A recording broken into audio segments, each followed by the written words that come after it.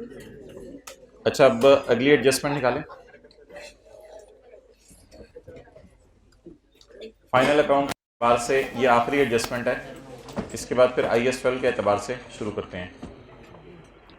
तो एक एक दो मिनट लें और आप पहले सही वाली रिवोल्यूशन की वर्किंग कर लें। सही वाली रिवोल्यूशन की वर्किंग कर लें।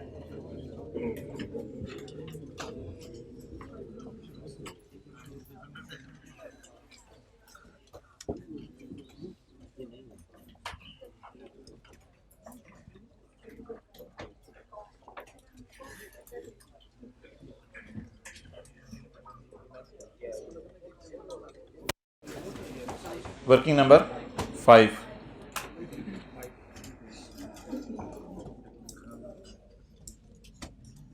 Date, description, asset revaluation surplus, P&L, DTL, net surplus.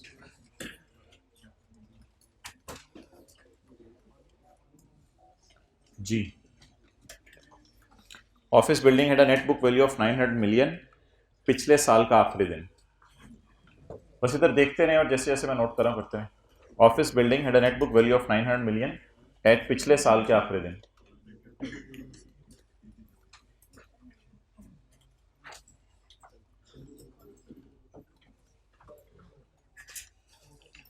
With remaining life of 12 years. यकम 31 दिसंबर 18 पर रिमेनिंग लाइफ 12 ईयर्स है। ड्यूरिंग 2019 हमारे साल MLL decided to opt revaluation model. Consequently, fair value at the start of 2019 was determined at 1200। तो start of year पे revaluation करनी है या एंड ऑफ ईयर पे? स्टार्ट ऑफ ईयर पे। तो यकम जनवरी 19 की डेट दोबारा डालें।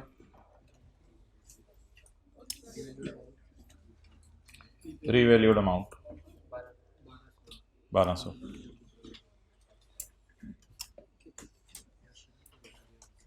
जी कितना?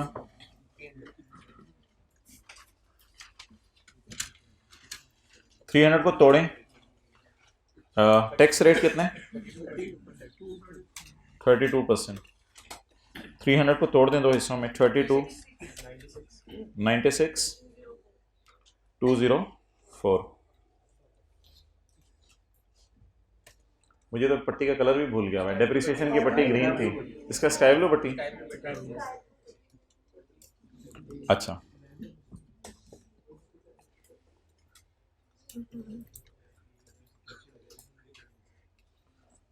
तो remaining life what is it? Laminate सवाल किस सफ़े पे है?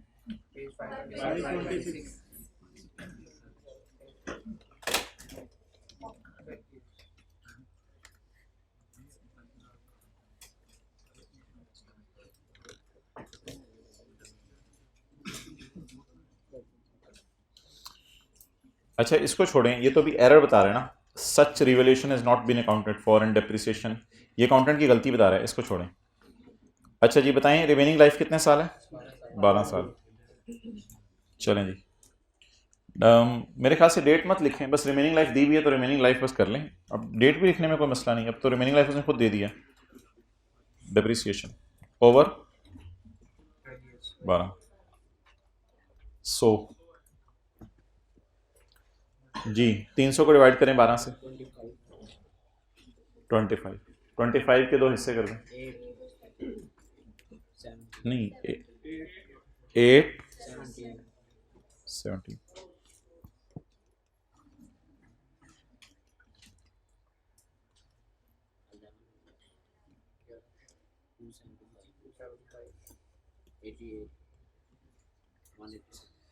One eighty seven.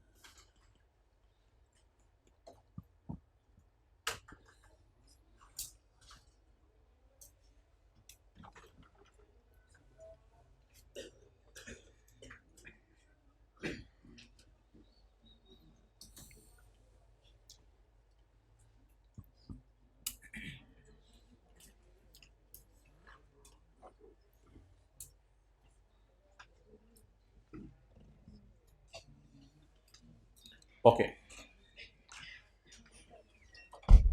Original entries कर लें या ओरिजिनल एंट्री सोच कर पोस्टिंग कर दें? सोच कर पोस्टिंग कर देते हैं, सोच कर पोस्टिंग कर देते हैं।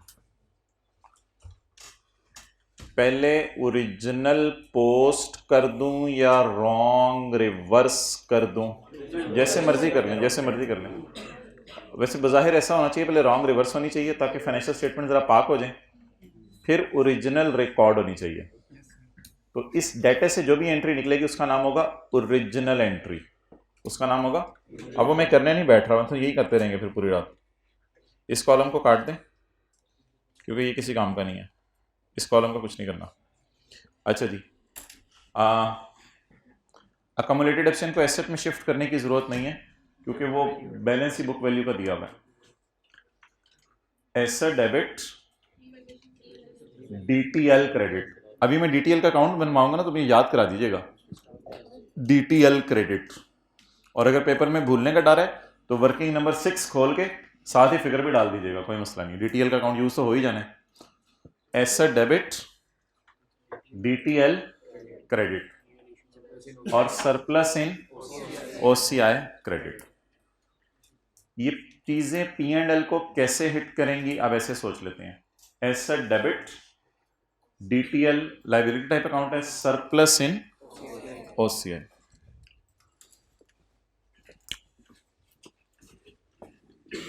Okay, add other comprehensive income, revaluation surplus जी 204।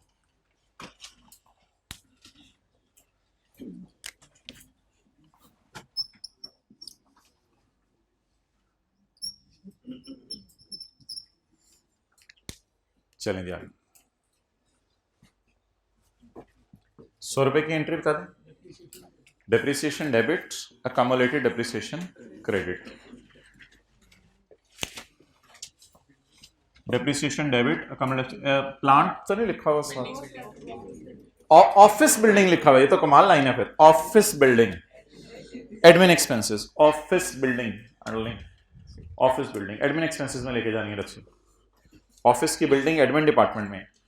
पहली entry asset debit, balance sheet type, DTL credit, liability type, surplus in OCI. डेप्शन debit, accommodation.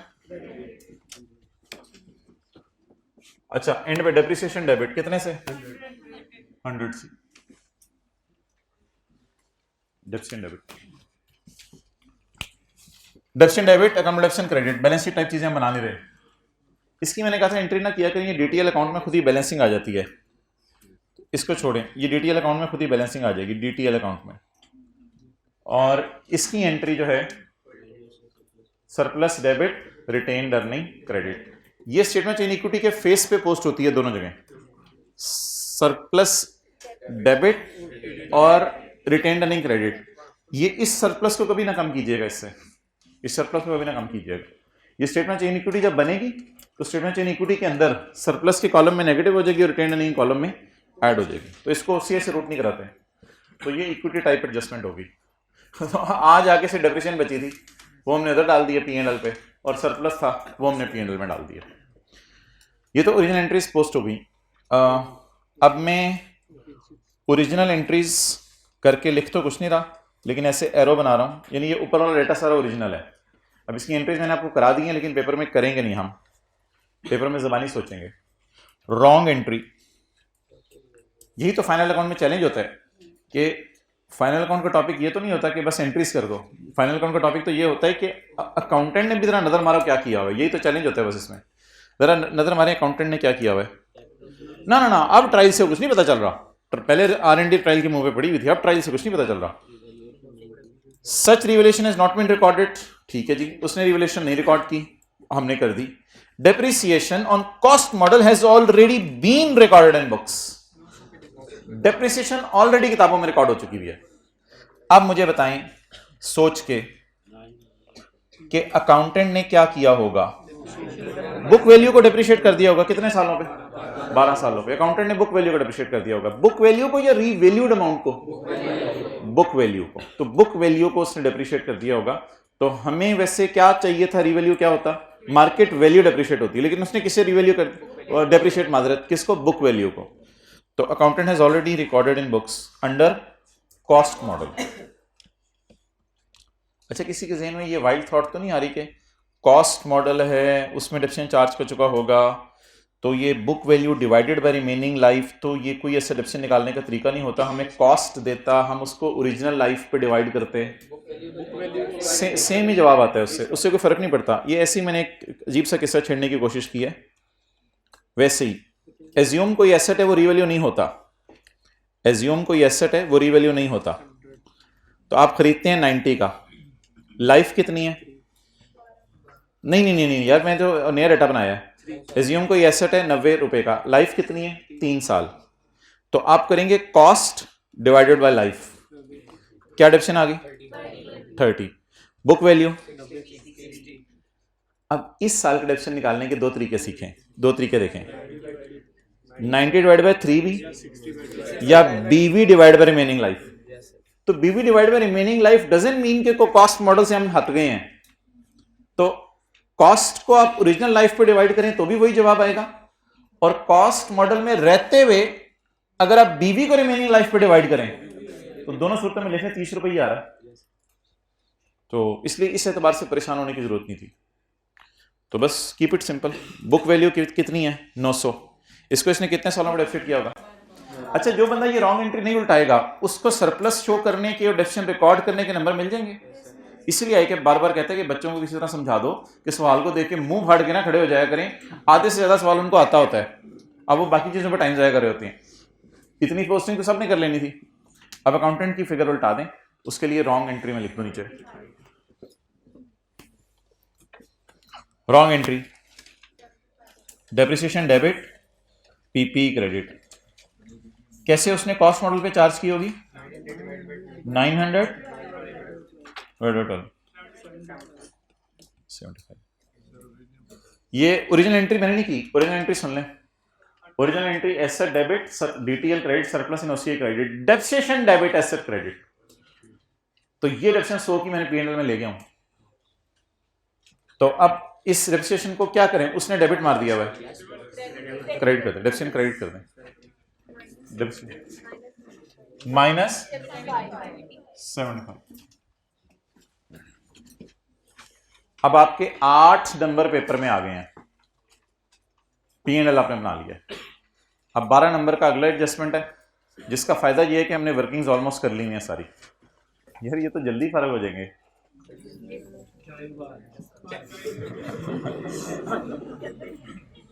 Okay चलें जी।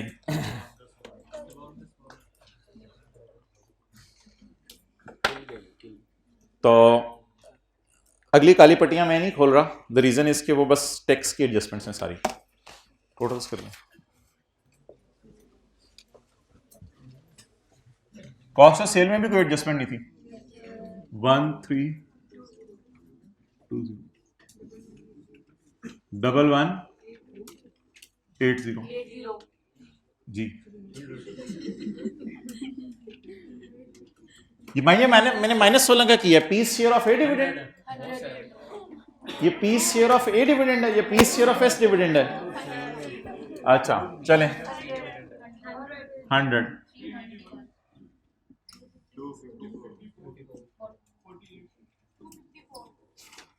नया शादीशुदा जोड़ा देख के आपको एहसास होता है कंसोलिडेशन, कंसोलिडेशन। अच्छा 254। मैं आपकी कंसोलिडेशन पे आऊंगा, आप मुझे अपने कंसोलिडेशन पे जरूर बुलाइएगा। नहीं नहीं मैं नहीं कह रहा आपको, मैं आप कह रहा हूं, आप लोगों को कहते हैं 48।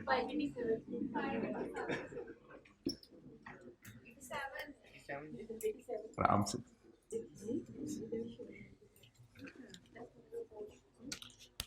बट TCI अभी रहने दें। TCI का क्या करना है, निकाल लेंगे TCI भी। ओहो I really feel sorry for that. आप लोगों के पास जगह है, माजरत। आप इसको मिटाएं, पीबीटी के नीचे टैक्स आने और पैट आने, 2 लाइनें मिस कर दी, माजरत। ओसीआई को थोड़ा सा नीचे शिफ्ट कर लें, लेकिन आप लोग क्या करें, आप लोग इसको मिटा देना, ऐसे मिटा दें, लेस टैक्स, फिर ये नीचे लिख लीजिएगा, आपके पास उस सफ़े पे जगह है। ओके, अच्छा पीबीटी कितने, 7, लेस टैक्स एक्सपेंस, नहीं नहीं नहीं नहीं नहीं, करंट और डेफर्ड नहीं, माजरत। फाइनल अकाउंट के सवाल शुरू हो गए हैं। अभी मैंने आपको पैकेजेस के फाइनेंशियल स्टेटमेंट दिखाई है, वो सीटी डीटी अलग अलग शो नहीं करते। पी एंड एल पे आपने भी सीटी डीटी अलग शो नहीं करना। अब ये नोट में ही जाएगा, नोट से यहां से रूट होकर आएगा टैक्स एक्सपेंस और प्रॉफिट आफ्टर टैक्स। ये पेपर में इतना सा हम लिख सकते हैं कि रिक्वायरमेंट डी जो मैंने अभी सॉल्व करनी है, वहां से ये फिगर्स लाया हूं। PAT add OCI revaluation surplus 204। अभी टीसीआई निकल नहीं सकता क्योंकि पैट नहीं आया।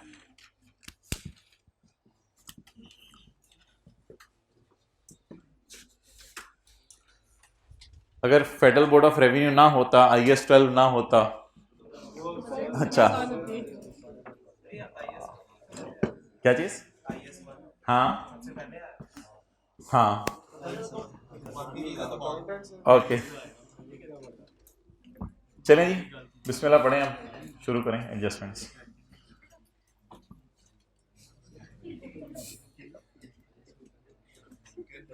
भाई क्लास में सारे, अच्छा मैं येलो लाइन,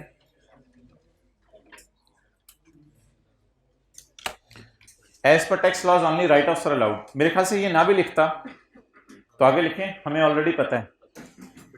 इसमें ना असल में पेट रूल्स है ना, इसमें पेट रूल्स हैं कि टैक्स वाले राइट ऑफ को मानते हैं, प्रोविजन को नहीं मानते, हमें पता है। ओके, अब करंट टैक्स की वर्किंग शुरू करें, इजी मार्क्स लेना। वर्किंग नंबर 6, साथ एक और वर्किंग खोल लेना, working number 7, DT L slash as on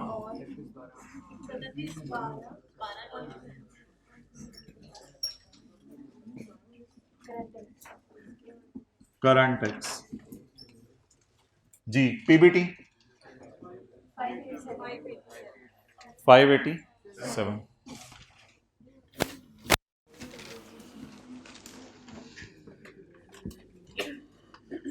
अच्छा मोहतरम, आज मैं आपको ऐड और लेस ऊपर नीचे नहीं कर रहा, मैं आपको बता रहा हूँ कि ऐड लेस आप साथ साथ भी कर सकते हैं। आप ऐड लेस साथ साथ करते रहें, इससे शायद एक फायदा ये भी हो सकता है पेपर में कि ऐड के लिए आपने कम जगह छोड़ें, बाद में परेशान हो जाए, तो ऐड लेस साथ साथ करें। क्या उल्टाने, बैड डेट एक्सपेंस, प्रोविजन ना कहा करो उसको, बैड डेट एक्सपेंस उल्टाने, और क्या माइनस करने, चलें जी, इजी से मार्क्स लें, इजी से मार्क्स लें, प्रोविजन के अकाउंट में जाएं। इस तरह के फारक से नंबर उसने पेपर में रखे होते हैं कुछ एडजस्टमेंट। 54 उल्टा के 40 माइनस,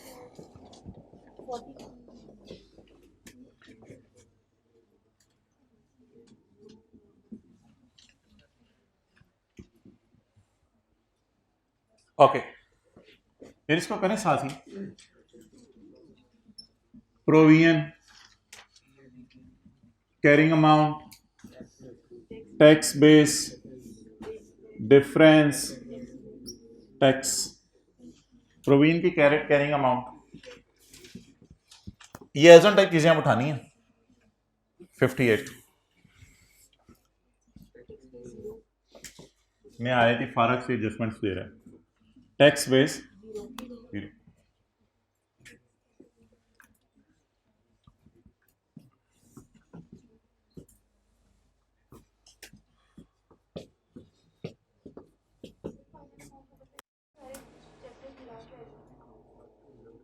बस हर चैप्टर में से एडजस्टमेंट दे दे, उसकी मर्जी, जहां मर्जी से दे। ओके, चीजें तो आसान है। क्या एरर्स और टेक्स्ट ट्रीटमेंट अलग अलग बता रहा होगा ना, एरर्स को हमने सही करना होगा। R1 हाँ हाँ, जहरी सी बात है। अब तो इंट्रो वाली भी चीज़ें आ सकती हैं, BRS। अब तो पता नहीं, वो इतनी ज़्यादा नहीं देता। बहरहाल IS 23 भी हमें आना चाहिए, IS 40 भी आना चाहिए, और मोटी मोटी की दे रहा है, कोई कॉम्प्लेक्स कैलकुलेशन नहीं दे रहा कि उधर जनरल बोरिंग्स दे दी 3-4 और उधर इसके एवरेज रेट निकल रहे हैं। मोटे मोटे बेसिक कॉन्सेप्ट्स। ओके, BRS कुछ नहीं होती, छोड़ो। अच्छा जी, क्या चीज़? सी 7-8 नंबर का आ सकता है ना पिछले में से, तो हम शायद 92 की तैयारी कर रहे हैं, बस यही मैं कह सकता हूँ, और क्या करूँ। तो नहीं, 100 की तो नहीं कर रहे, फिर इंट्रो FR1 भी पढ़ानी पड़ेगी। मैं फ्रेंकली बता रहा हूँ, 92 नंबर की तैयारी कर रहे हैं हम, 92 में से आने हैं। ओके, तो वैसे भी ये सवाल आधा फिर भी हो सकता था, जो भी है, it's not a tough thing. Okay, अच्छा, ये एडजस्टमेंट आपको भूली होगी। अब इसको ना, ये नहीं देखना आपने गलती गुलती क्या हुई है, अब आप बस मोटा मोटा सा बताएं टैक्स वाले क्या चाहते हैं। अल्लाह करे वो सवाल मिल जाए, और उसमें IS 12 की तरह, IS 12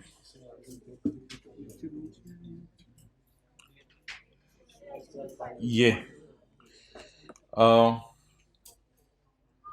क्या देखने लगे थे? Borrowing cost. हाँ हाँ, क्वेश्चन 40 ब्लू लिमिटेड वाला। 40 तो नंबर नहीं है उसका, ये तो मुझे भी पता है, लेकिन ब्लू याद है मुझे।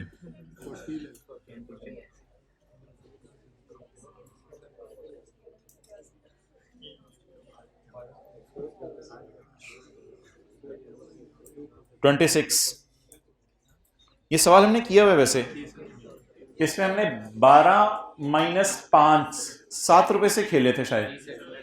12 - 5 7 रुपए से खेले थे, कहाँ खेले थे? हाँ, क्या नहीं नहीं नहीं, ये कोई और है। बहरहाल शायद आपको याद आ रही हो फिगर्स। मैंने कहा था जो इंटरेस्ट है उसको आपने आउटफ्लो लेना है, जो पे किया, जो इंटरेस्ट अर्न किया उसको आपने इनफ्लो लेना है।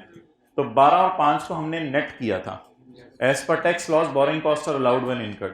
बिल्कुल ये सवाल क्लास में किया हुआ है। तो ये ना ऐसी थोड़ा सा आपको कॉन्फिडेंस देने के लिए लाना होता है, इधर के आपको पता है कि आपको पता है, लेकिन ऑब्वियसली अभी इसलिए भूला होगा कि काफ़ी अर्से से रिवाइज नहीं किया, लेकिन आप फरवरी में जब रिवाइज करके जाएंगे तो इंशाल्लाह मार्च में मसला नहीं होना चाहिए।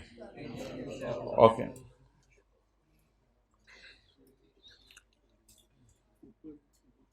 ऊपर है कितना फाइनल अकाउंट?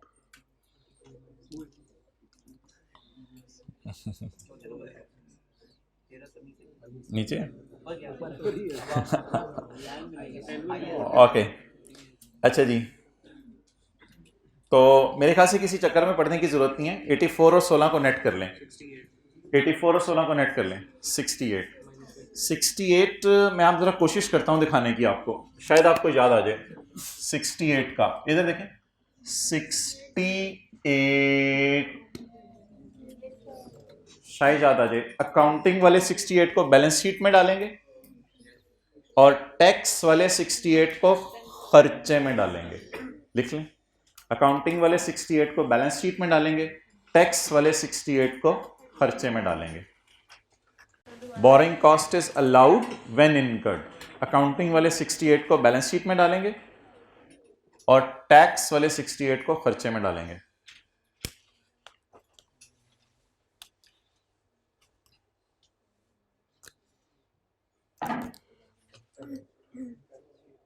हाँ, लेकिन शो कर दें एग्जामिनर को कि ये 60 84 माइनस। अच्छा, अब ये करते हुए ये नहीं सोचना कि अकाउंटेंट ने गलतियां की थी, अब आपने सही सी फिगर से खेलना है बस। करंट और डेफर्ड टैक्स की वर्किंग में सही फिगर्स आनी है, इधर नहीं कोई रॉन्ग ओरिजिनल के चक्कर में आप पढ़ना जी। Less interest under IAS 23, net interest type चीज, और रेफरेंस के तौर पे क्वेश्चन का नंबर लिखें ताकि कभी मौका मिले तो। Question number 26 IAS 12। चलो जी, नेक्स्ट भी आ गई। ओके, अच्छा, इस इंग्लिश का फिक्रा पढ़ लें।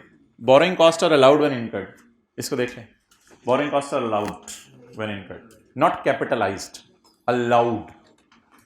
तो अगर टैक्स वाले इधर डालने की कोशिश करें तो नहीं, टैक्स वाले ने इधर डालना है इसको, टैक्स बेसिंग। नेक्स्ट,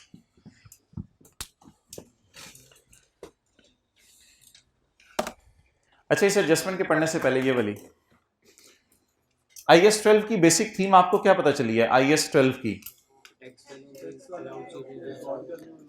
जो, मेरी सुन लो, आए देते, IS 12 की बेसिक थीम बताने लगा हूं। जो अकाउंट करंट टैक्स में जो अकाउंटिंग वाले कर चुके हैं उसको उल्टा देना है। दुनिया की नई से नई एडजस्टमेंट आ जाए IS 12 में, आपने बस सोचना है इस टॉपिक के P&L एक्सट्रैक्ट्स कैसे बनते थे, यानी IS 38 अगर पढ़ा हुआ तो P&L इसका कैसे बनता था। जो अकाउंटिंग वालों ने P&L में डाला हुआ है वो उल्टा दें। टैक्स वाले क्या चाहते हैं, वो कभी कभी पेट्रोल होंगे, कभी कभी सवाल बता दिया करेगा, जैसे सवाल बताएगा वैसे चल पड़ेंगे। हमेशा ये रूल करना है, जैसे लीज सामने आई तो इंटरेस्ट डेप्शन उल्टा दें। और टैक्स वाले से पूछे तुम क्या चाहते हो, टैक्स वाले कहते हैं we will allow rental to be deducted. तो ये IS 12 की बेसिक थीम है। अकाउंटिंग वालों ने जो किया उल्टा दें और टैक्स वालों ने जो चाहते हैं वो कर दें। अब मैं आपको 1 मिनट दे रहा हूं, इसकी कैरिंग अमाउंट, टैक्स बेस और ये सारी चीजें निकाल लें R&D की। यार हद होगी, आप ये पढ़ने लगे हैं। पहले करंट टैक्स में उल्टाएं तो सही कुछ, पहले करंट टैक्स में उल्टाएं कुछ और कैरिंग अमाउंट लिखें। करंट टैक्स में पहले उल्टाएं कुछ और कैरिंग अमाउंट लिखें।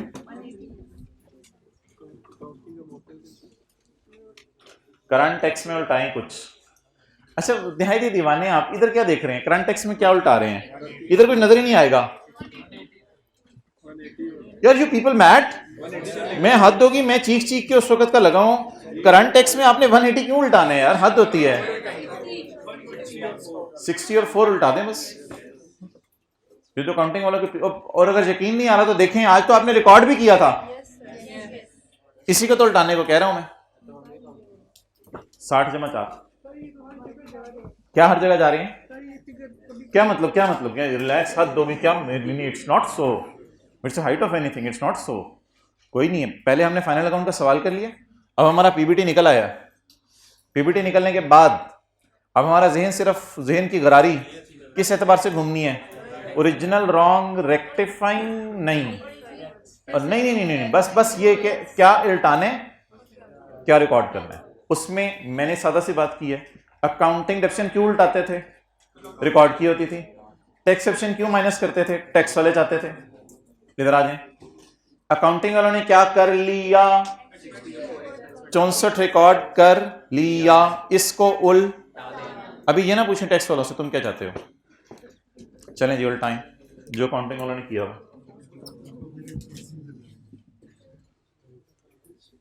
मैं तो आपको इस तरह लेके चला ही नहीं कि फाइनल अकाउंट IS 12 इकट्ठा करें।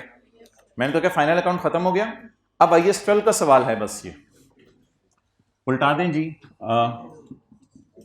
अकाउंटिंग वालों की अमोर्टाइजेशन, हाँ रिसर्च एंड डेवलपमेंट एक्सपेंस भी, ये मेरे ख्याल से वो जो बुरी वाली डेवलपमेंट है, एड अकाउंटिंग अमोर्टाइजेशन उल्टा दें और R&D जो आपने खर्चे में डाली है, अभी खर्चे में डाली है 60, यहां से देख के उल्टाएंगे परेशान हो गए, उधर से देख के। तो IS 12 की बेसिक थीम है, जो अकाउंटिंग वाले कर चुके हैं उसे, और जो टैक्स वाले चाहते हैं उसे, बस। अच्छा यार, अब R&D के बारे में ना कोई हार्ड एंड फास्ट रूल नहीं है। टैक्स लॉ में ये भी लिखा हो सकता था कि it is fully allowed in the year it is incurred, तो हम 180 माइनस कर देते, कोई मसला नहीं, कोई मसला नहीं। अब टैक्स वाले देख लेते हैं क्या चाहते हैं, वो सवाल बताएगा। टैक्स वाले चाहते हैं जी R&D को 10 सालों पे अमोर्टाइज करो। हमने कहा R को भी, कहते हैं हाँ R को भी। हमने कहा तुम R को खर्चा नहीं मानते रिसर्च, नहीं नहीं, एक को कहते 10 सालों में खर्चे में डालो, R&D पूरे को 10 सालों में खर्चे में डालो। हमने कहा ये तो R भी फिर एसेट बन जाएगा। कहते हैं मुझे क्या, मैं बस R&D को कह रहा हूं खर्चे में डालो, तो R&D 180 इसको खर्चे में डालो 10 सालों में। वैसे जिन्होंने टैक्स पढ़ा हुआ है उनको पता है, वैसे अकाउंटिंग वाले रिसर्च को फौरन ही खर्चे में डालने देंगे टैक्स वाले, लेकिन इधर कह रहे 10 सालों में खर्चे में डालने देंगे, बस ठीक है। तो लेस बोलें जी, टैक्स वाले क्या चाहते हैं, अकाउंटिंग वालों का रिवर्स कर दिया, अब टैक्स वाले जो चाहते हैं वो रिकॉर्ड कर दें। तो वो उसने इतनी इजी एडजस्टमेंट में इंग्लिश लिखी है, 180 डिवाइड बाय टैक्स वालों की अमोर्टाइजेशन।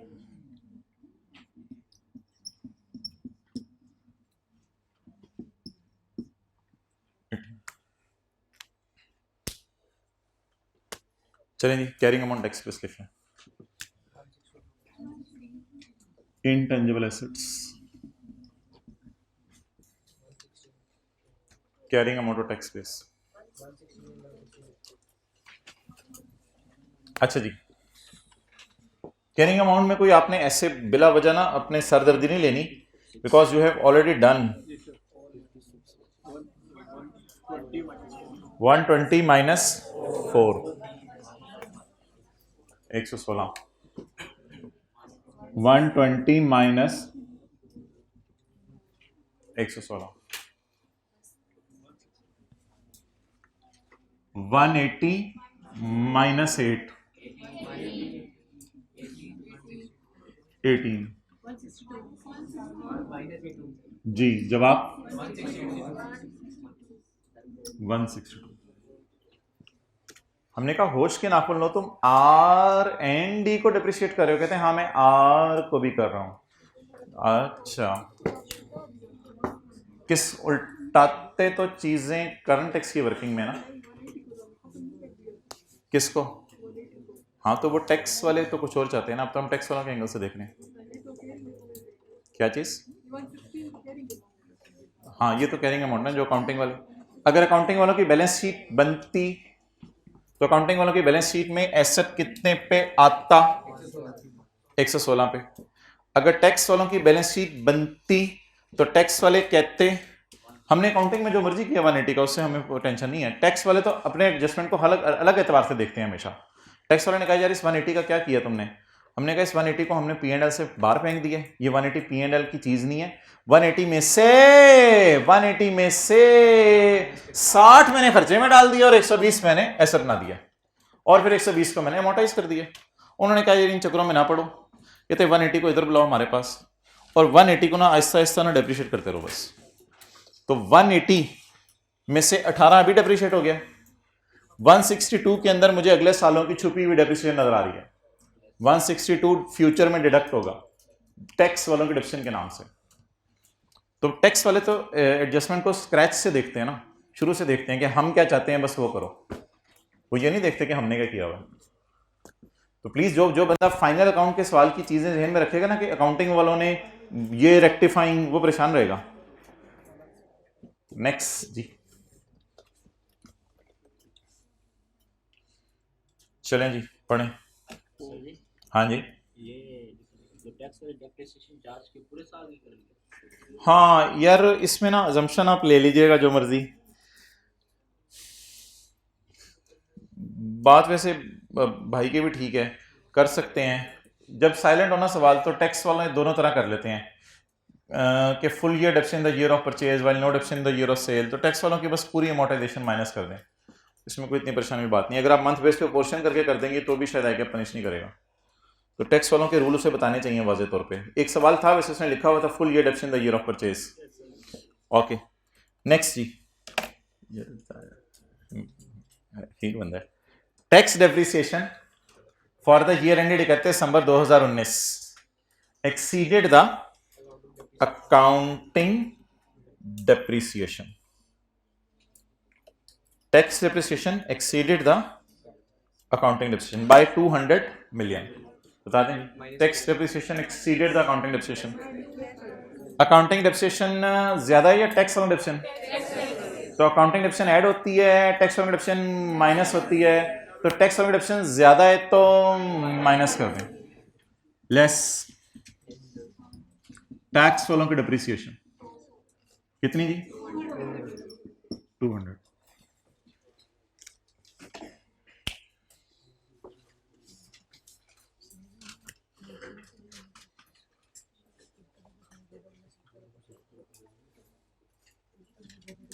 जी मोहतरम, ये किनकी होगी? पीपी की। अमोर्टाइजेशन तो लस नहीं लिखा हुआ ना, क्या लस लिखा हुआ है? ऑफिस बिल्डिंग की नहीं है प्लीज, वो एक बिल्कुल इंडिपेंडेंट एडजस्टमेंट है। क्या बिजनेस में ऑफिस बिल्डिंग होती है या लाखों फिक्स्ड एसेट्स होते हैं? लाखों फिक्स्ड एसेट्स होते हैं। Tax depreciation for the year exceeded the accounting depreciation by 200 million. Tax वाला डेप्रिसिएशन अकाउंटिंग वाला डेप्रिसिएशन से बढ़ गई है 200 मिलियन।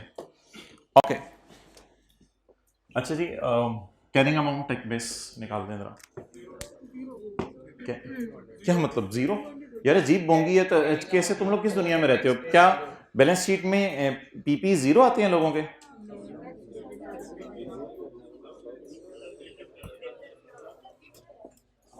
पीपी ऊपर आ नहीं रहा, इधर नहीं आ रहा PP.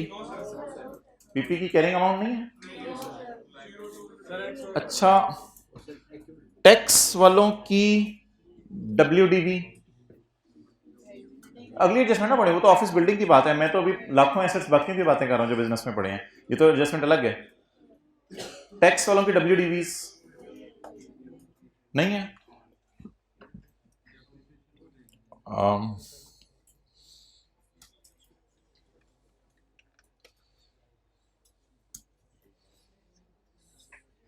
Volume 1 page 270। Income statement approach is used in paper if carrying amount and tax based data is not given in question. Carrying amount tax based का डाटा सवाल में गिवन नहीं है। हाँ मुझे इस स्टेज पे आके पता चला, लेकिन अब मैं क्या करूं? मुझे थोड़ा सा चल के पता चला कि कुछ चीजों की कैरिंग अमाउंट और टैक्स बेस मुझे अवेलेबल नहीं है। तो जब चीजों की carrying amount tax base available ना होना, तो फिर एक शॉर्टकट तरीका से खाया हुआ है डेफर टैक्स के निकालने का। वो मेरे ख्याल से 4 कॉलम बनते हैं। मैं अगर बनाऊं तो शायद किसी को याद आ जाए। रिवाइज्ड वर्किंग 7 या वर्किंग 7, इसकी हेडिंग डीटीएल नहीं होती मेरे ख्याल से, इसकी हेडिंग होती थी डीटीई फॉर द ईयर। इसमें मेरे ख्याल से 4 कॉलम होते थे। अकाउंटिंग वालों का प्रॉफिट, अकाउंटिंग वालों का profit for the year, tax वालों का profit for the year, difference और टैक्स। फॉर्मेट इसका देखते हैं, पता नहीं शायद कभी से इस सफ़े पे आए हो हम जिंदगी में, पता नहीं। ये पिछले सेशन वालों को शायद पढ़ाया हुआ, आपको नहीं पढ़ाया हुआ? पढ़ाया हुआ है ऐसा। Format for income statement approach, it will give defer tax expense. Important note for students. अब यही तो बात है, अपने आप को उस्ताद समझते हैं, फिर उसके बाद सीखना बंद हो जाता है। Income statement approach is used in paper if carrying amount and tax based data is. अच्छा, कुछ सवालों ने खींच तान के उसने कैरिंग अमाउंट टैक्स बेस्ड का डेटा दिया होता था। Opening WDV exceeded the tax WDV by rupees इतने। काश कोई ऐसी लाइन ही सवाल में आ जाती, इतनी सी भी लाइन की आ जाती ना, फिर भी हमारा गुजारा चल जाना था, हमने खींच तान के कुछ कर ही देना था। लेकिन अभी तो ना उसने ओपनिंग डब्ल्यूडीवीज कैरिंग अमाउंट दी, ना ओपनिंग डब्ल्यूडीवीज टैक्स बेस दी, ना ये बताया कि opening WDV exceeded the tax WDV by rupees इतने। तो by using every possible option मैं फेल हो गया हूं कि इस अप्रोच को मैं नहीं लगा सकता इस वक्त, क्योंकि मुझे डाटा मिसिंग है। और ये रीडिंग टाइम में आपको पता चल जाया करेगा। आमतौर पे पीपी की कैरिंग अमाउंट टैक्स बेस ही मिसिंग करता है, तो वर्किंग 7 का वो पोर्शन भी नहीं करना पड़ेगा जो मैंने किया है। अच्छा, ये अप्रोच क्या थी, जरा इसको रिवाइज कर लें। पहले क्या रखना होता है हमने? अकाउंटिंग वालों का प्रॉफिट। फिर क्या रखना होता है? टैक्स वालों का प्रॉफिट। फिर इन दोनों का, और फिर अच्छा ये वर्किंग ना साथ साथ नहीं होती, फिर ये वर्किंग साथ साथ नहीं होती, ये फिर पूरा करंट टैक्स की वर्किंग बन जाए ना एक दफा, उसके बाद ही करेंगे। फिर इसको अब फॉर्मेट बना के कम से कम रख लेते हैं। तो चलेंगे, शुरू करें। एडजस्टेड, इंशाल्लाह मैं आपको बताऊंगा किन किन की एडजस्टमेंट करनी होती है। Adjusted accounting profit. और जी कौन सा कॉलम है? टैक्सेबल, वो तो भी निकल लेना, यहां निकलेंगे। टैक्सेबल प्रॉफिट होगी ना, बैठे बैठे गेम ऑन। आप समझे बैठे थे, 10 मिनट और रह गए, तो गेम ही तब निकल पड़ी है, तो गड़ी रास्ते से उतार दी उसने। Adjusted accounting profit, taxable profit, difference और टैक्स। लिखें जी सवाल के ऊपर। कैरिंग अमाउंट टैक्स बेस का डाटा अवेलेबल नहीं है, इसलिए हम वॉल्यूम 1 के पेज 270 की नीचे वाली अप्रोच लगाएंगे। अब आप खुद ही लिखे, मैंने बोल दिया। कैरिंग अमाउंट टैक्स बेस का उस पॉइंट को स्टार लगाएंगे जो टैक्स डेप्रिसिएशन एक्सीडेड वाले पॉइंट को। कैरिंग अमाउंट टैक्स बेस का डाटा अवेलेबल नहीं है, इसलिए हम कैरिंग अमाउंट टैक्स बेस का डाटा अवेलेबल नहीं है, इसलिए हम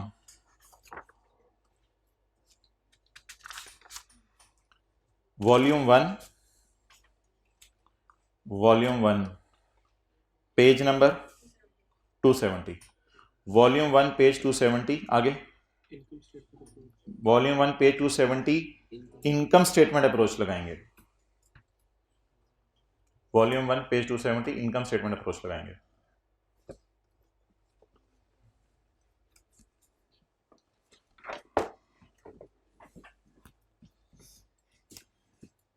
ओके,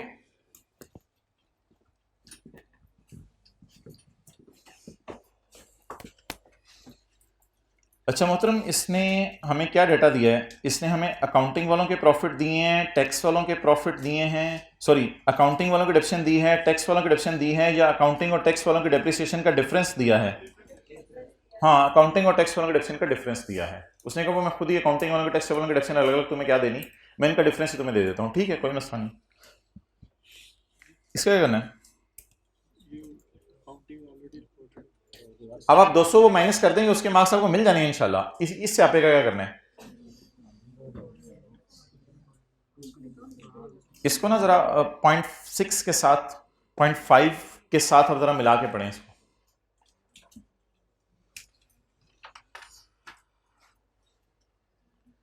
कहते अकाउंटिंग डेप्रिसिएशन जो तुम्हारी बुक्स में रिकॉर्ड की है ना अकाउंटेंट तुमने, वो वाली अकाउंटिंग डेप्रिसिएशन और जो मैंने सही टैक्स रूल्स वाली डेप्रिसिएशन निकाली है, उनका डिफरेंस मैं तुम्हें 200 मिलियन दे देता हूं।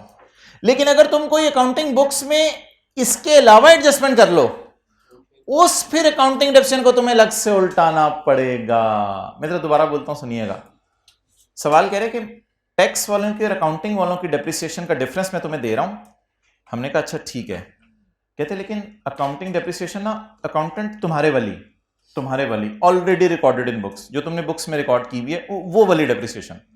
हमने कहा लेकिन वो असल में हुआ ये था कि हमने तो किताबों में ना 75 रिकॉर्ड की हुई थी, और देखो ना तुम मानो मेरी बात, हमने 75 रिकॉर्ड की हुई थी, लेकिन हमें बाद में एहसास हुआ था कि 100 से और रिकॉर्ड कर लें, तो हमने तो 25 की ज़्यादा रिकॉर्ड कर ली है। तो कहता नहीं वो मुझे नहीं पता, वो तुमने कुछ किया होगा। तो मेरे ख्याल से आप 25 की अकाउंटिंग डेप्रिसिएशन उल्टा दें, 25 की अकाउंटिंग। अब इस तरह की ये जो एडजस्टमेंट होती है ना, ऐसी खांचे सी बीच में आ जाती है, इसकी टेंशन ना लिया करें, 200 माइनस करने के आपको मार्क्स मिल जाने हैं, तो ऐसी पंगे ले रहा है वो। तो अब जरा सोच के बताएं, अकाउंटिंग वालों ने कितनी डेप्रिसिएशन रिकॉर्ड की हुई थी? जल्दी बताएं। 70। इस 75 को सामने रख के शायद उसने पहले डिफरेंस हमें दे दिया है। कहते हैं अगर इसके अलावा तुम कोई पंगे पुंगे लो, वो कंपनी जिम्मेदार नहीं है, वो अब एफबीआर को तुम्हें फिर बताना पड़ेगा आके अलग से। तो अब हमने ऊपर वाले P&L में सारी डेप्रिसिएशन वगैरह सही निकाली हुई थी, सिर्फ एक अकाउंटिंग डेप्रिसिएशन ऐसी है जो हमने रखी हुई थी 75 पे, बाद में एहसास हुआ ऑडिटर्स ने कहा इसको ले जाओ 100 पे। तो अब मुझे बता दें अकाउंटेंट ने कितनी डेप्रिसिएशन रिकॉर्ड की हुई थी? 70। टैक्स वालों ने इस फिगर को सामने रख के 200 million type figure they the accounting और टैक्स वालों की डेप्रिसिएशन, लेकिन बाद में अकाउंटेंट ने डेप्रिसिएशन 25 से बढ़ा। जब अकाउंटिंग वालों ने 25 से बढ़ा दी तो ऐसी सूरत में मुझे बताएं क्या हुआ? अकाउंटिंग डेप्रिसिएशन और रिकॉर्ड हो गई। इसको रिवर्स करना है, बट लीव इट यार, अब हर चीज को तो नहीं। तो ये एक हल्की फुल्की सी, वैसे कितने लोगों को समझ आ गई बात? नहीं आई? चलें ठीक है, कर लेंगे बाद में, कोई मसला नहीं, फिर कल कर लेंगे भाई, लीव इट फ्रेश माइंड के साथ। अभी बस उल्टा दें अकाउंटिंग वाला क्वेश्चन, और खुद कुछ आके ना सोचा करें, जिनको समझ आई है उनसे दिमाग लड़ाएं। और एक और बात सुने, हर सिलेबस में हर क्लास में कोई ना कोई एक एडजस्टमेंट वो टफ देते हैं। अब बच्चा बेचारा पता क्या करते हैं, क्लास में बैठे हुए ना जब वो एडजस्टमेंट हो रही होती है, अब वो टीचर अगले आसान पॉइंट समझा रहा होता है, इसकी गरारी वहीं पे फंसी होती है।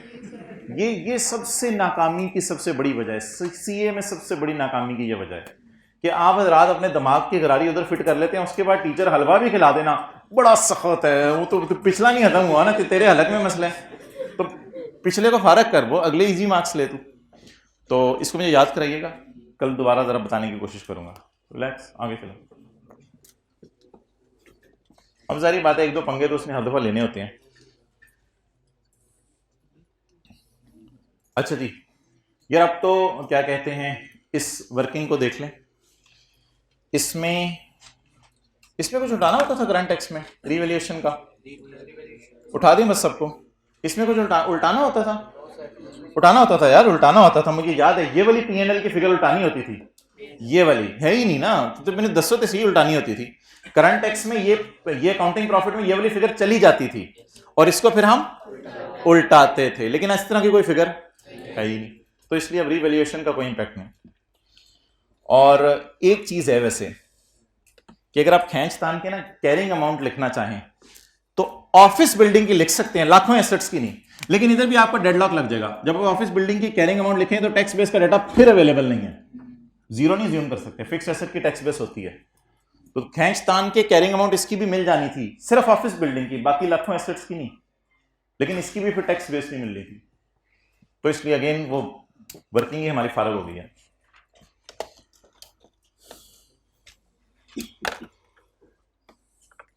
यार आप बता दें ये जो एडजस्टमेंट है इसका पहले आसान वाले नंबर तो लेना, फिर अगली बात बाद में करता हूँ। टाइम फारग हो गया आज, प्लानिंग मेरी आउट हुई है, क्या हुआ है, एथिक्स देख लेंगे इनका।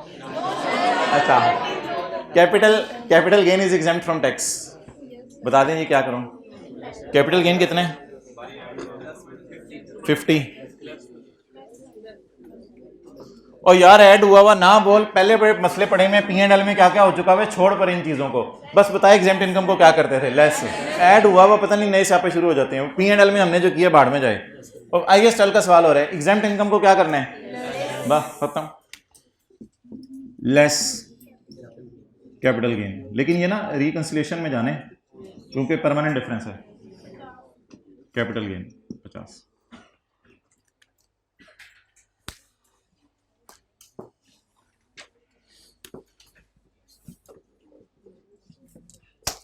ओके, अब मोहतरम अगर आप कहते हैं तो ये एडजस्टमेंट मैं डायरेक्ट करा देता हूँ, और अगर आप कहते हैं कि डिविडेंड भूला हुआ है तो फिर मुझे वॉल्यूम 1 में जाना पड़ेगा। चलें करते हैं, अब क्या करना है, और 3.5 पूरे तो करने हैं ना। हैंड रिटन नोट्स कितने हैं वॉल्यूम 1 के?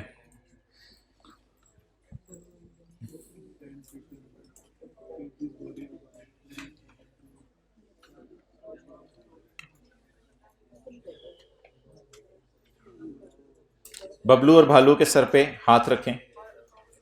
Till further orders you are not suppose to unhold.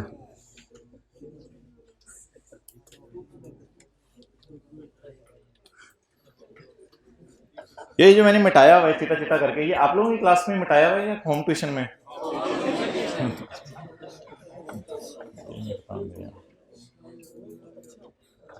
ये एक सवाल किया था हमने क्लास में, जरा फोकस कर लें इस पे।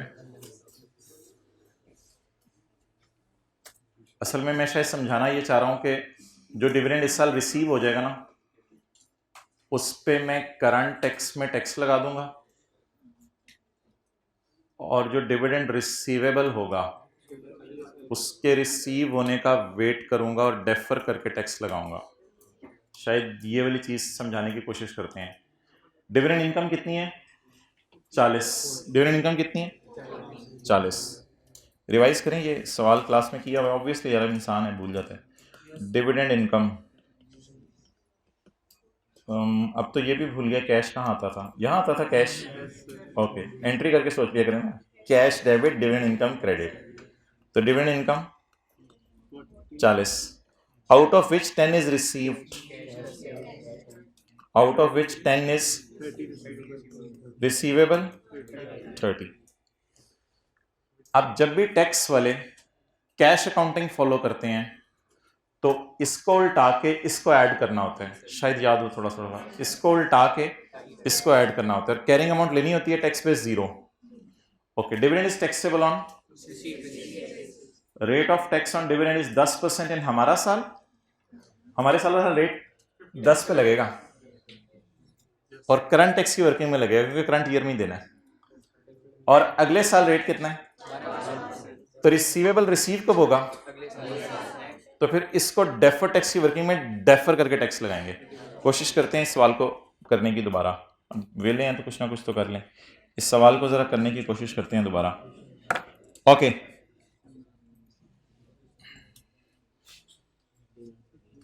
जी मोहतरम, बोलें भाई, करंट टैक्स की वर्किंग में ये कैसे जाएंगे फिगर्स? पीबीटी बोलें सवाल में, ये ऊपर दिया हुआ है, ऊपर देखें 100।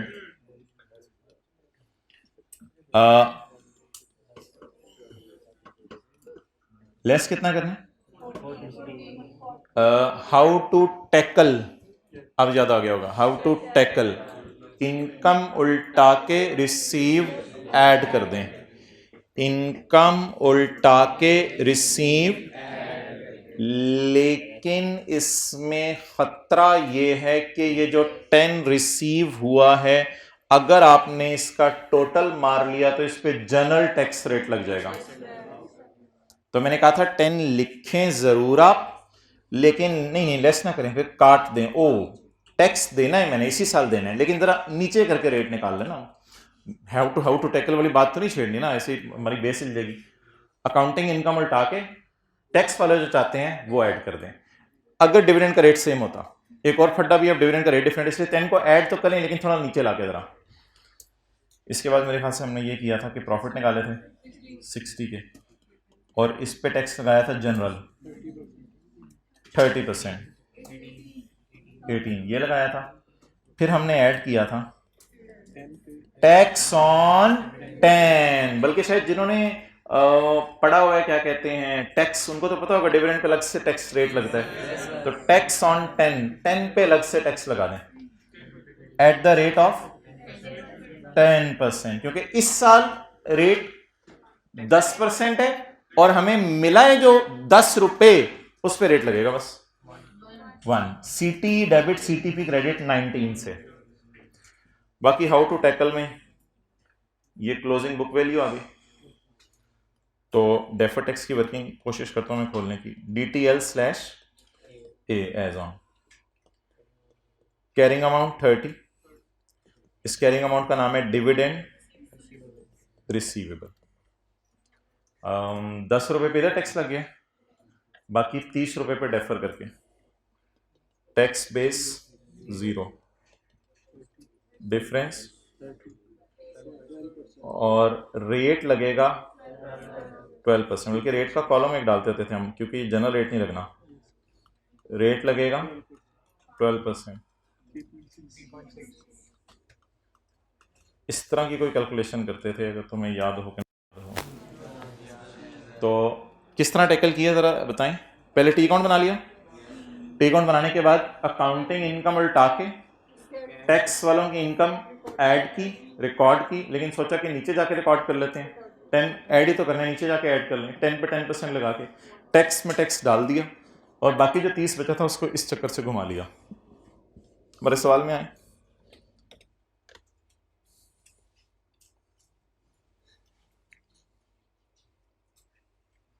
चुप क्यों हो जाते हैं एकदम इतने?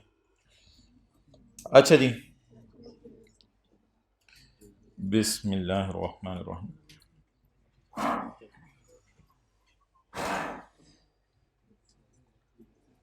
इसको छोड़ें, अभी डिविडेंड का टी अकाउंट बनाएं। Receivable 10, income 30, receivable income, working number 8,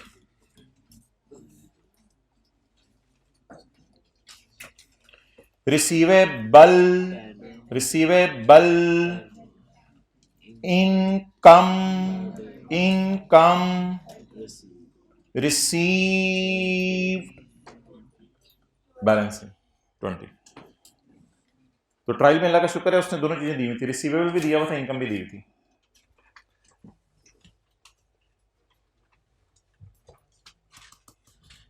mobile पे तो साथ साथ लगे हैं, जबरदस्त कमाल हो गई, हाइब्रिड में धड़ाधड़ मोबाइल यूज। सेकंड रो में मोबाइल यूज हो रहा था ना, हाथ खड़ा करके टाइम रहा। अच्छा हाँ बोले, क्या मतलब? P&L बनाना है और सेल, कॉस्ट ऑफ सेल, सारा डेटा दिया हुआ है। ओके चलें जी, अब जरा कहानी को नहीं बता दें, कितना मिल गया है, कितना मिलेगा। जरा देखते हैं टैक्स वाले टैक्स कैसे लगाना चाहते हैं। इसके साथ लिख लेना यार, खत्म करें बात। हैंड रिटन पेज नंबर अब पता नहीं कौन सा था, हैंड रिटन पेज नंबर कौन सा था पता नहीं, हमें तो ना है पता। Page 2 volume 1, hand written page 2 volume 1। असल में जादू वो है जो सर चढ़ के बोले, कॉन्सेप्ट वो जो आपको बताया जाए कि तुझे कराया गया था, तुझे कराया गया था, तुझे कराया गया था, तुझे क्यों नहीं आता, शर्म नहीं आती।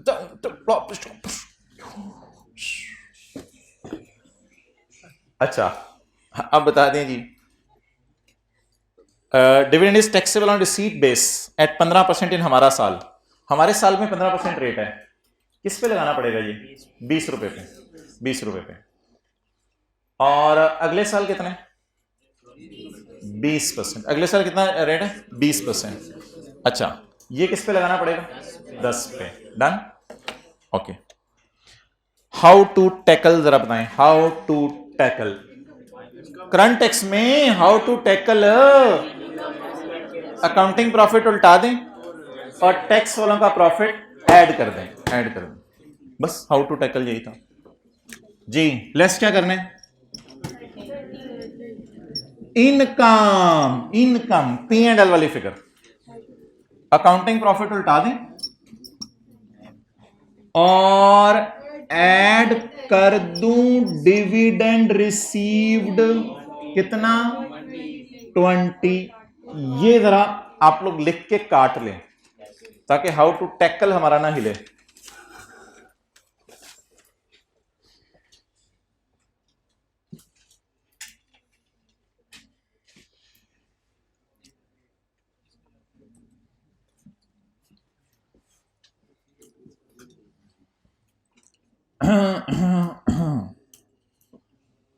तो ये 20 जरा याद रखें, मेरे पास जगह नहीं है वरना मैं लिखा रहने देता। जगह दिल में हो भी तो व्हाइट बोर्ड पे जगह ना हो तो बंदा मत्थे पे बिठाए। Okay, this is too early. इतनी जल्दी फारिग होके क्या करेंगे घरों में जाके? अच्छा चलें जी, अब जी 20 को फौरन ऐड कर दूं या नीचे जाके करूं? नीचे जाके, सबने नीचे जाना है। अच्छा आप मुझे ये बता दें और कोई एडजस्टमेंट? बबलू कह रहे हैं मुझे भी तो लगाओ।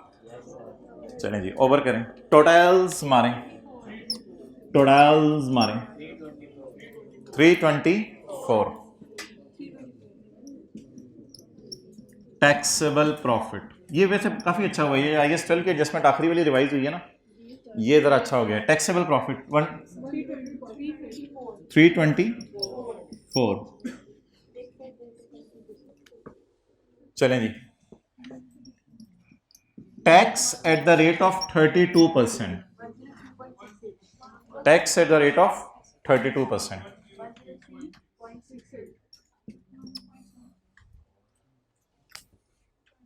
और कुछ रह गया हो? Dividend is taxable on receipt basis at the percentage of इतने in over year. Tax on dividend, लेकिन सिर्फ कितना जो रिसीव हुआ? Dividend of 20 at the rate of 15%। 106.7।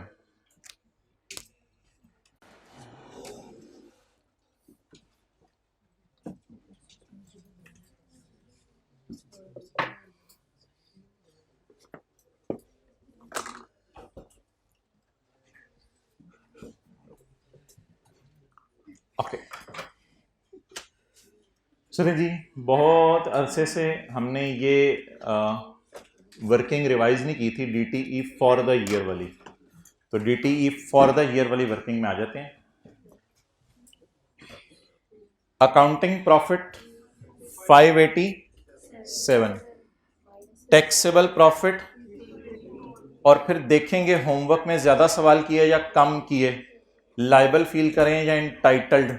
सुनी सुनी बातें लग रही हैं। आपने किसी को 100 चपेड़ें मारनी थी, 98 मार दी, तो 2 और मारेंगे।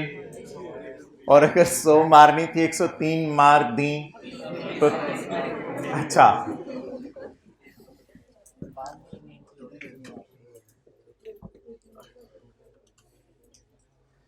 अच्छा if you feel things are very easy, अगर आपको फॉर्मेट्स चीज़ों के पता हैं तो फॉर्मेट की लॉजिक शॉजिक आपको भूली हो तो मैं इसमें कुछ नहीं कह सकता, लेकिन आज मैं ज़रा फॉर्मेट दिखा देता हूँ आपको। अकाउंटिंग प्रॉफिट नहीं हमें चाहिए होता, हमें चाहिए होता है adjusted accounting profit. Adjusted for what?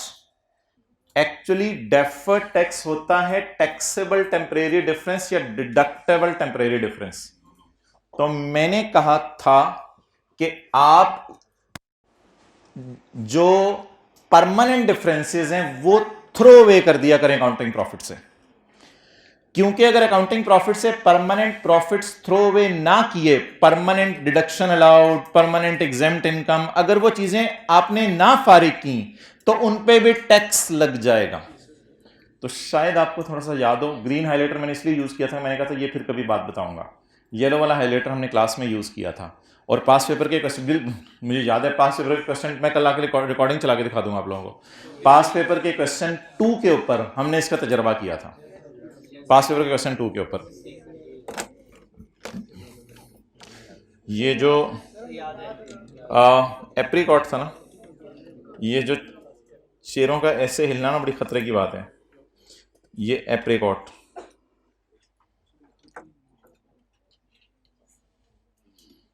ये एप्रीकॉट का सवाल था यार, इतना कुछ कराया हुआ है, सब किया हुआ है यार, हद होती है। ये देखें, सब किया हुआ है। ये calculation of dt for the year, ओ हाँ समझ आ रहे हैं हमें, उस वक्त लगे ये फूके निकली हुई है। PBT minus exempt income plus deduction, हाँ हाँ ठीक है 54 ठीक के रखें, उस वक्त लगे हुए थे 58.5।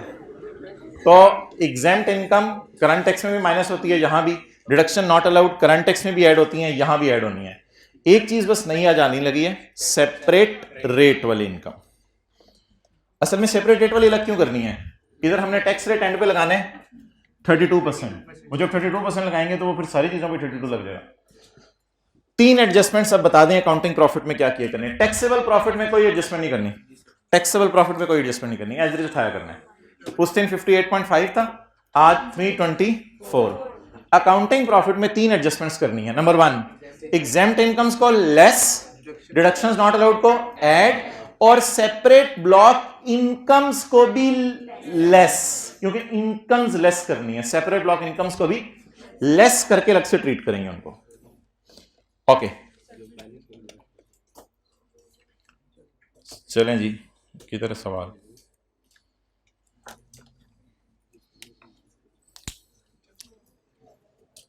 सवाल में मुझे बता दें एग्जेम्प्ट इनकम कौन सी है और सेपरेट रेट वाली कौन सी है और डिडक्शन अलाउड कौन सी है। इसका एक आसान सा तरीका बताऊं, exempt income, deduction not allowed, separate rate. नहीं बैड डेट तो नहीं, तरतीब से चलें। इंटरेस्ट का भी कुछ उसने सेपरेट रेट नहीं दिया हुआ अकाउंटिंग मॉडल में, और ये परमानेंट डिफरेंसेस नहीं है, इसकी जगह टैक्स वालों की अमोर्टाइजेशन माइनस हो जानी है, tax depreciation, accounting depreciation. Capital gain क्या है? एग्जेम्प्ट इनकम, लाल है एग्जेम्प्ट इनकम। कैपिटल गेन क्या है? Exempt income. और डिविडेंड इनकम क्या है? हाँ लिखे हैं बड़ा बड़ा करके, एग्जेम्प्ट इनकम और सेपरेटेड। ये दोनों चीजें इंशाल्लाह ना रिकॉन्सिलेशन में भी याद रखिएगा, ये दोनों चीजें रिकॉन्सिलेशन में भी जानी है। ओके अच्छा, अब इनको करना क्या है? नथिंग, बस आप 587 पकड़ें, उसी को दोबारा पकड़ लें और उसमें से ये दोनों माइनस कर दें, ये हमारा एडजस्टेड अकाउंटिंग प्रॉफिट आ जाएगा। 587 जो इधर की है, जो इधर की है, minus 50 minus 30, it is called as adjusted accounting profit. 50 versus taxable profit. इसमें ऐसा करें ना, एक मिनट, थोड़ा सा डिफरेंस रेट और टैक्स, डिफरेंस रेट और टैक्स, डिफरेंस बोलो 183। अच्छा जी, रेट जनरल वाला बताएं, जनरल वाला रेट 32%, 58.6।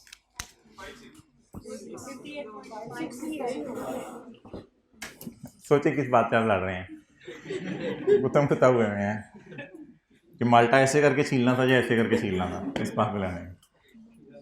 ओके चलें छोड़ें। अच्छा सबर, उसको मैं करता हूँ। अब मुझे बताएं इसका क्या है, फ्यूचर में हमें क्या लाइबल फील करें या एंटाइटल्ड फील करें? कितने सवाल होमवर्क में मिले? 507। हम शहजादों ने कितने करके, कितने होमवर्क में मिले? 507। और कितने किए? 324। कितने बकाया रह गए? 183 सवाल करने के लिए अपने आप को क्या फील करें? लाइबल। लाइबिलिटी पे DTL अराइज होगा, डेफर्ड टैक्स लाइबिलिटी। लेकिन इसको मैंने कहा था कि आपने ना एंट्री करके सोचना है। आज हम टेक्नोलॉजी का हाई यूज करने लगे हैं।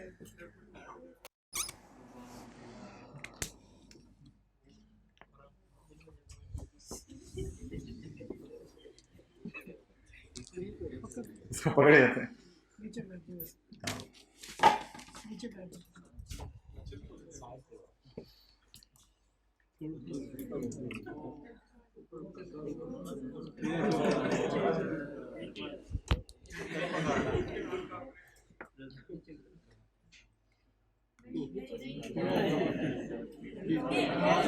वो ठीक है, वो मुझे पता है।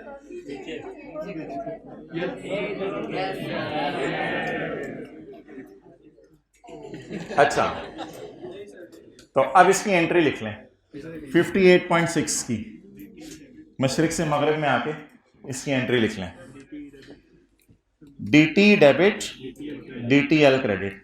और अगर DT डेफर्ड टैक्स एसेट होता तो उल्टी एंट्री हो जाती, उल्टी हो जाती। कितना है ये?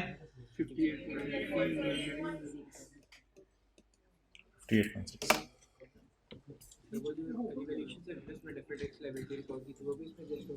नहीं, वो तो टी काउंट बना के आएगी वो उस। ओके चलें जी, उसकी आप कर दें डिविडेंड का। डिविडेंड का सोच लें कि डिविडेंड का क्या करना है।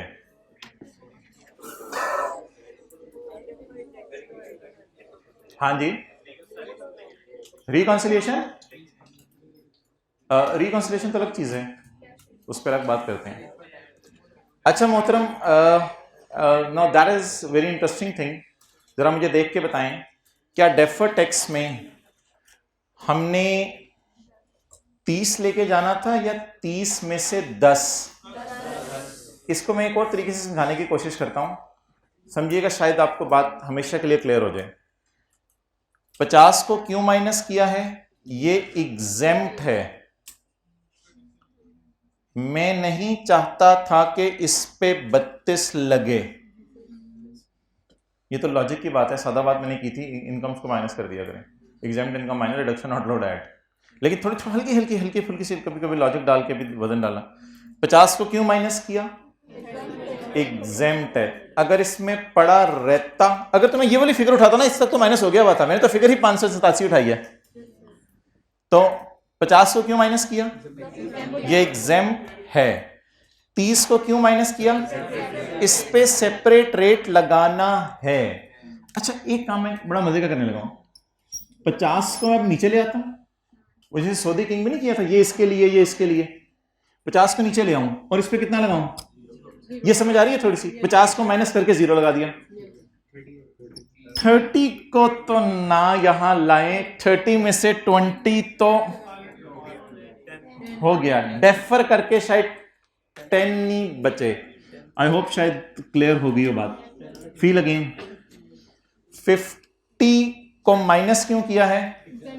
इस पे 32 नहीं लगना, तो इस पे कितना लगना है? 0। 30 में से 20 पर 15%, तो कितना बचा? 10। बस ये एक हल्का सा ना मादरत, एक आखिरी कॉन्सेप्ट था इस सवाल में, ये बिल्कुल ही आपके लिए नया था, ये बिल्कुल ही नया था, सेपरेट इनकम। तो दोबारा बार बार मैं बात करूंगा, 50 पे कितना परसेंट? 0%। माइनस करना है तो माइनस करके कहीं ऐड भी करें। और 30 में से 20 पे दे और 10, तो 30 का जो 10 है, ना ना ना ना, टैक्स वालों की नजर में अब इसका कोई प्रॉफिट नहीं है। टैक्स वालों की नजर में तो ये प्रॉफिट अगले साल का है। क्या टैक्स वाले जब टैक्स बेस टाइप निकालते थे तो कैश अकाउंटिंग में ये 0 आती थी ना, टैक्स बेस टाइप चीज। तो टैक्स वालों की नजर में अभी टैक्सेबल नहीं है। क्यों? रिसीव ही नहीं हुआ। तो टैक्स वालों से हमने पूछा इसको अपने प्रॉफिट में डालो, कि टैक्स वालों ने कहा नहीं। आप बता दें, 10 सवाल होमवर्क में मिले, सिफर करके सो गया, तो कितने सवालों के लिए लायबल फील करूं? 10। वैसे आपको पता है 10 पे अगले साल टैक्स देना है, ये तो पता है ना आपको। जब रिसीव होगा तो इस पे रेट, अगले साल का रेट यार 20, नहीं 20 नहीं कर सकते ना आप। चले 587 से हो, उसमें पड़ा पूरा 30 है। चले तो 587 से हो ना, उसमें पड़ा पूरा 30 माइनस करके 20 पे इधर टैक्स लगा दो और 10 पे इधर। नहीं पूरा 30 माइनस हो गया ना। अच्छा जी, अब वो उधर रहने दे, ज्यादा साइंसदान ना बने। इस एंट्री को भी इधर ही ले आए, इस एंट्री को भी इधर ही ले आए। 58.6 की एंट्री क्या बनी थी? डीटी डेबिट, और इधर होमवर्क में मिले 10 करके सोए। कितने और करने? तो डीटी डेबिट कितने से? 2 से। ये 2 एंट्रीज नोट कर लें।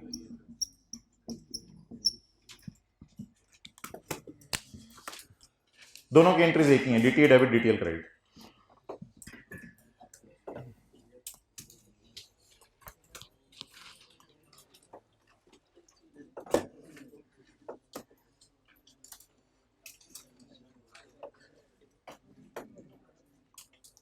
ओके, तो टीचर को थोड़ा सा अंदाजा होता है बच्चे के सेचुरेशन लेवल का। तो ये जब भी एडजस्टमेंट आती है ना, क्योंकि सवाल में ना शुरू में बंदे का दिमाग ज़रा फ्रेश होता है, तो ये एडजस्टमेंट जब एंड पे आती है ना तो थोड़े से बच्चे ज़रा परेशान हो जाते हैं। इसलिए हमने डिटेल से बात कर ली कि 50 को भी अलग से रिक्लासीफाई करें, 20 को इधर लाएं और 10 को इधर लाएं, ताकि डिटेल से बात याद रह जाए। 50 को किन्हीं दोबारा ऐड किया? 0% टैक्स है। 30 में से 20 इधर आ गया, 10 इधर चले गए। ओ भाई नहीं होगा, ये लाइन नहीं डालेंगे तो क्या होगा? 12 में से 11 नंबर फिर भी आ जाने। इस तरह की चीज़ों का टेंशन ना लिया करें। ओके, अब आप मुझे बता दें नोट में सीटी कितना जाना है और डीटी कितना जाना है। ये फॉर्मेट डीटी डायरेक्ट देगा, ये फॉर्मेट डीटी डायरेक्ट देगा। नोट में सीटी कितना जाना है और डीटी दोनों ही डेबिट है। चलें नोट बनाना शुरू करें। अब वो दूसरा सफा निकाल लें।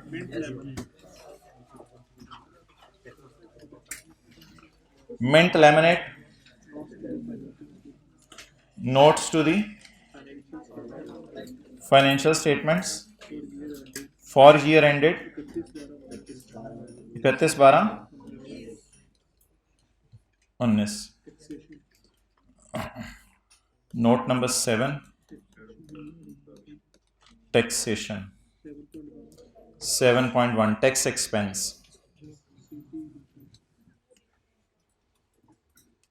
7.1 टैक्स एक्सपेंस। वैसे तो ऊपर लिखते नहीं, नीचे लिखते हैं थोड़ा सा करके, लेकिन जगह जरा मेरे पास तंग थी। सीटी 106.7। वैसे आई के आपसे क्या एक्सपेक्ट करता था? ये सवाल आप कितना करें? आधा। 106.7। ये मजे हैं यार। वैसे अजीब देखो क्या इदारा है, तो कोई लेवल अपना बढ़ाया है क्या को कहीं? नहीं है, मैंने हैरानी नहीं होती यार, यानी कि पढ़ पढ़ के आधा सवाल भी नहीं हो सकता। इसकी मेजर रीजन आखिरी दिनों में तैयारी ना करना या पेपर में बैठ के आउट हो जाना, और कोई वजह नहीं है, वरना सब आता होता है जिसने साथ साथ पढ़ा हुआ है, मैं उसकी बात कर रहा हूँ। तो 106.7, 58.6 और 2, 58.6 और 2, 60.6 0.3।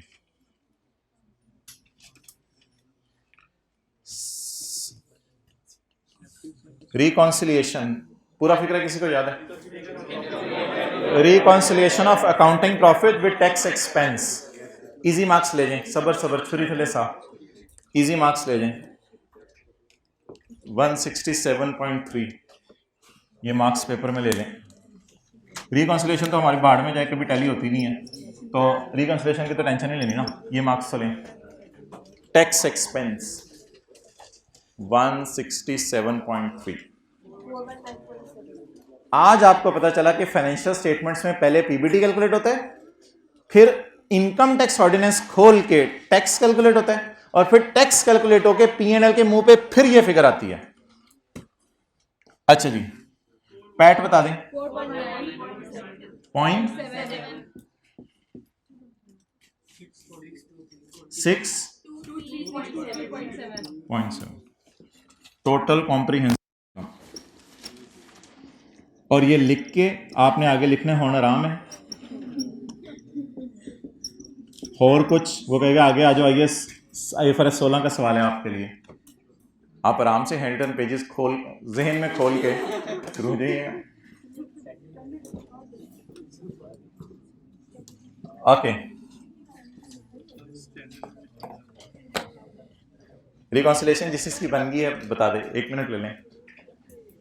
फिर क्या करेंगे इतनी जल्दी जाके, हमने तो सर इधर पढ़नी थी, घर में जाके पढ़नी है। रिकॉन्सिलेशन बनाएं, करंट और डेफर्ड जहां जहां रेट डिफरेंस लगाए उसको टेक अकाउंट करें। करंट और डेफर्ड में जहां जहां रेट डिफरेंट लगाए,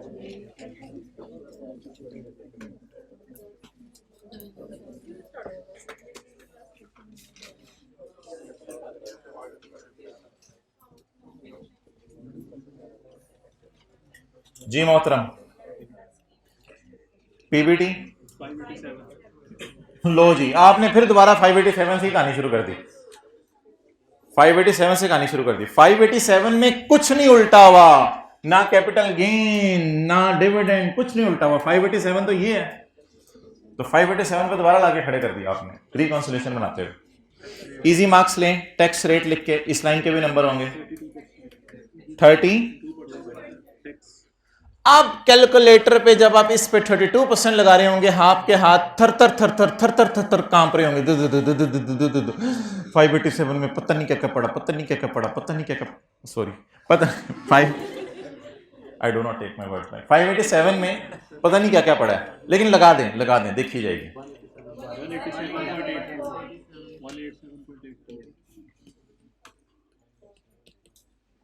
इंटू 187.8। अच्छा, अब आगे जाने से पहले मुझे सोच के बता दें, क्या मेरी सारी इनकम्स ही ऐसी थी कि उनको 32% लगा के रगड़ देता? 3 चीजें ढूंढने, deduction not allowed, exempt income, separate rate वाली। ओए, ये तो वही 3 चीजें होगी जो थोड़ी देर पहले मैंने यहां भी ढूंढी हैं। इत्तफाकन ये दोनों चीजें एक जैसी हो गई। आज के बाद ये भी चीज इजाद हो गई। तो ये तो जो शॉर्टकट अप्रोच है उसमें भी तकरीबन यही चीजें ढूंढनी होती हैं। अच्छा, आगे जाने से पहले करंट टैक्स की वर्किंग ना देखें, वर्किंग देख के बंदे को होल उठते हैं। प्लान करके जाएं, मैं क्या ढूंढने जा रहा हूं, यानी कमरे खोल के देखूंगा कौन कौन है अंदर। पहले सोच के जाएं किसको ढूंढने जा रहा हूं, तो फिर उसके बाद तो सोच के जाएं। Number 1 exempt income, number 2 deduction not allowed, number 3, और यही तीनों बातें यहां भी करें, एग्जेम्प्ट इनकम, सेपरेट रेट और डिडक्शन, और यही तीनों बातें यहां भी करें। मैं टाइम पूरा कर रहा हूं, बस वो कुछ नहीं कर रहा। Exempt income, deduction not allowed और सेपरेट रेट। ये तीनों चीजें ढूंढें, ये तीनों चीजें ढूंढें। 50, मैंने तो 587 पे रेट लगा दिया पूरा, तो 50 पर कितना रेट नहीं लगना चाहिए था? 30। ये तो पुरानी चीज है, हमेशा हम करते आए हैं। और लकीली जो साइन यहां यूज हुए हैं नेगेटिव, वही साइन वहां भी यूज होने हैं। और इसमें एक और हिंट ये भी दिया था, करंट टैक्स की वर्किंग में जो साइन यूज होंगे वही वाले।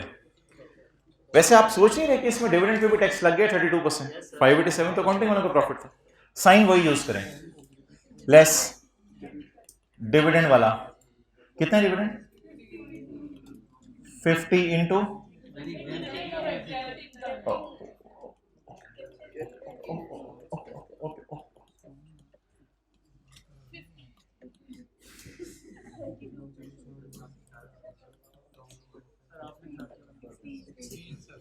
16 पॉइंट ट्रक। अच्छा जी, और ढूंढे डिविडेंड इनकम कितनी? 30। कितनी? 30। अब मुझे बताएं 30 में से 20 पर कितना लगा? कितना लगा नहीं सोचना, कितना ज्यादा लगा दिया हमने उधर। 32 और 15 का डिफरेंस देखना है, 17%। तो अब आप पकड़ लें 30 में से 20 को और 30 में से 10 को। अल्लाह का शुक्र है साइन वही जो करंट टैक्स में यूज हो रहे हैं, नेगेटिव साइंस। डिविडेंड पहले तो पकड़ें किसका? 20, फिर पकड़ें 10। अच्छा, इसमें ना अब जो लगा हुआ है, लगे हुए को नहीं उठाना। जो रेट आपको बच्चा होमवर्क में लगा हुआ है, तो लगे हुए को नहीं उठाना, उसे होमवर्क करने दें लाइब्रेरी में। अच्छा, इधर आ जाए हम। अब अगर एक रेट लगा हुआ है तो लगे हुए को नहीं उठाना। टोटल रेट कितना है? 30। ज्यादा कितना लगा? 17। इसके लिए 17 उठाएंगे। टोटल रेट कितना है? 32। लगा कितने? कितना ज्यादा लगा दिया है हमने? 32 लगा के लगा दिया ना हमने जी। डिफरेंस लेते हैं यहां 17% और 12%, 3.4। टोटल नहीं करना आपने पेपर में, परेशान होंगे। अगला सवाल शुरू कर देना। वो यार बिस्ती कराए 167.24 को बच्चों हम राउंड अप करेंगे।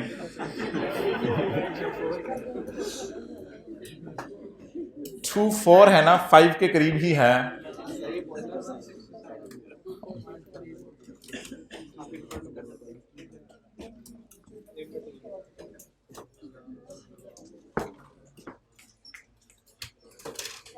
और तो ऐसे जफियां जफियां मारने लगे हैं दूसरे को।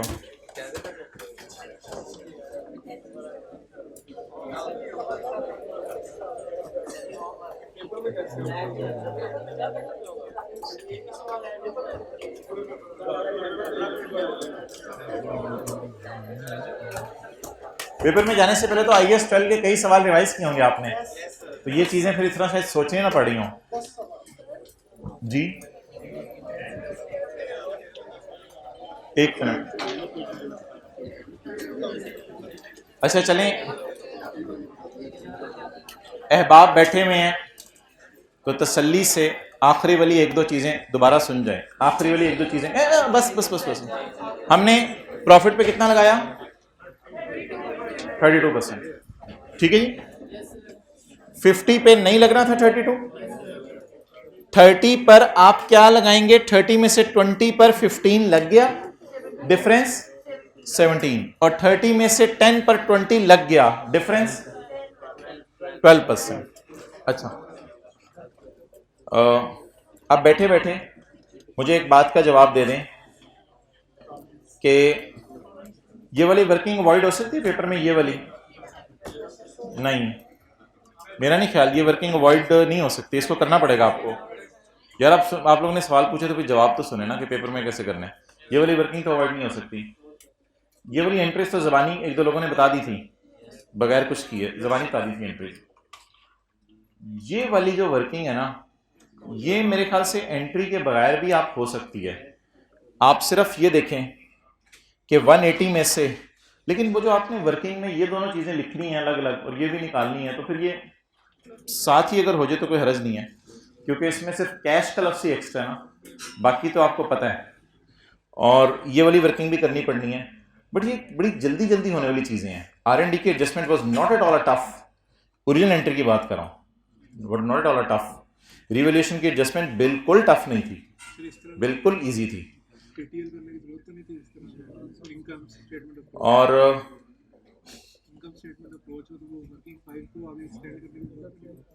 हाँ ठीक कह रहे हो आप, तो ठीक है जी, कोई नहीं, इंशाल्लाह कोई बात है हल्की फुल्की आपके दिल में तो अपने दिल तक ही रख लें। कल आ जाइएगा, 9 बजे आ जाइएगा, 11 बजे आ जाइएगा, मिल लेंगे। जिसको सवाल पूछना हो, मैं इस टाइम फ्री बैठा होता हूँ, मैं ये बता रहा हूँ, मक्खियाँ मार रहा होता हूँ। ठीक है, बंद कर दो। सिलेबस